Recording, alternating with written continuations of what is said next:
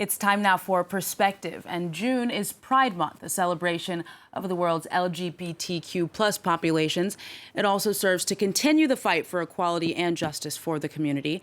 Well, today I have the pleasure of welcoming Anna Sharyhina on set. She's a Ukrainian LGBTQ rights activist and a co-founder of the NGO Sphere, which works to provide a safe space for the country's queer community. Anna, thank you so much for joining us today. Thank you for invitation. So I'd like to start with the situation before the war. What was life like for Ukraine's LGBTQ community in general?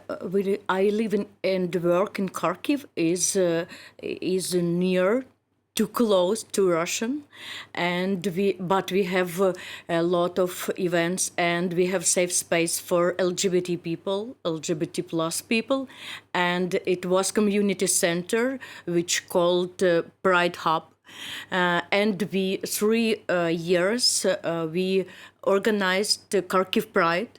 Is the biggest event in the east of Ukraine, LGBT event. It's the east of Ukraine. So we have a huge work for LGBT rights, for human rights in Ukraine, and we have a lot of organizations who care about LGBT plus rights. And my understanding, part of what some of the work that your organization does is to combat hate crimes against the gay community in Ukraine. How are hate crimes handled by authorities? It was our main goal for all of LGBT movement in Ukraine before the war,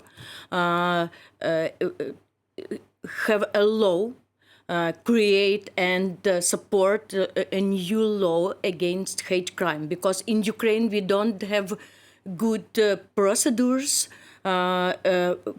for police, for government, and sometime when someone was beaten, police say, okay, we don't know what we can do with that because we don't have any procedures, we don't know how it works.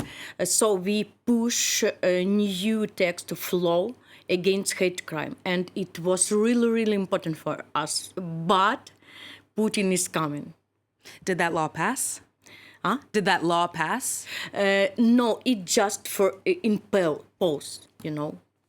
So you said that you are from Kharkiv in the east, close to the Russian border, as you said. Do you think that there's a difference in perception of the Ukrainian gay community between the West and the East? Do you think the West is more open, or not necessarily? Not necessarily, but I'm not sure about that, because we had three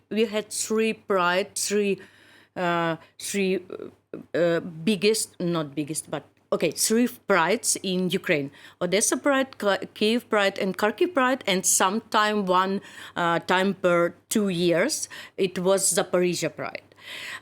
But any prides on the west of Ukraine, so for us it's, like a small signal, but it's not about every human rights. We have human rights organization in all of Ukraine. And let's maybe shift to the war now. The Unicorn Battalion, as it's been called, unites LGBTQ Ukrainians who are fighting in the war against the Russian military. Do you have any information on what their experience has been like? Are they accepted by the military? We have, first of all, organization LGBT military, and its union. Different LGBT soldiers, lesbian, gay, trans, bisexual people.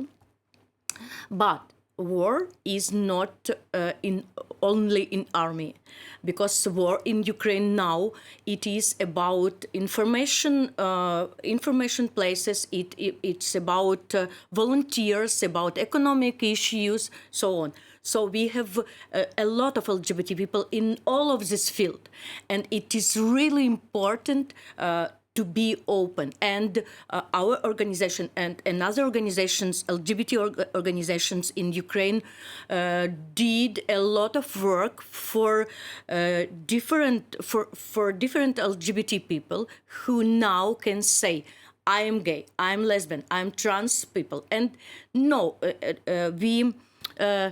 Yes, we have homophobic, and in France you have homophobic, but we job a lot. We work hard against homophobic, and it is different between Russia and Ukraine. Because Russia don't respect human rights, don't want equality, but in Ukraine we have like a trend for human rights.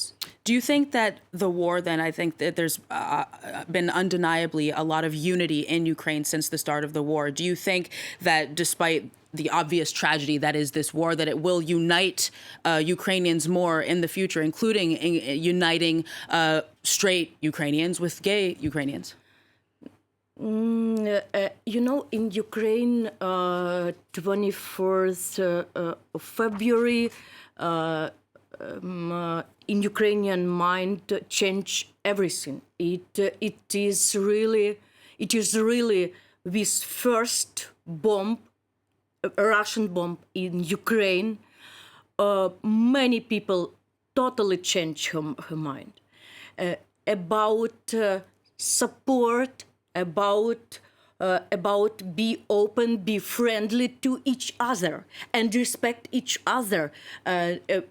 Just because we are neighbor, we are Ukrainian, and we should support each other. Not only because you have some sexual orientation, some gender identity, some religion issue, or so on. We just know we have fight against a dictator, for democracy, for freedom, for civil rights, for human rights.